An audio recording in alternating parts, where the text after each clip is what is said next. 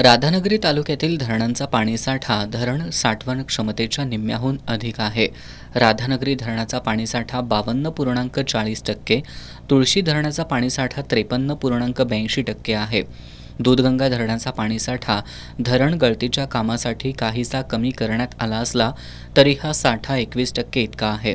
भविष्यातील अतिवृष्टी लक्षात घेऊन जलसंपदा विभागानं धरणातील पाण्याचा कमी पावसाच्या काळात जास्तीत जास्त विसर्ग करण्याचं नियोजन आहे। त्यानुसार राधानगरी धरणातून 1500 क्युसेक्सनं भोगावती नदीपात्रात, तुळशी धरणातून 300 क्युसेक्सनं तुळशी नदीपात्रात, तर दूधगंगा धरणातून 100 क्युसेक्स विसर्ग दूधगंगा नदीपात्रात सुरू करण्यात आलाय।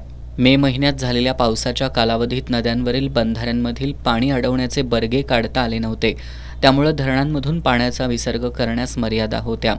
सध्या नद्यांमधील पाणी अडवण्याचे बर्गे काढून पूर्ण झालेत, त्यामुळे धरणांमधील पाण्याच्या नियोजनासाठी विसर्ग सुरू करण्यात आला असल्याचं जलसंपदा विभागाकडून सांगण्यात आलंय।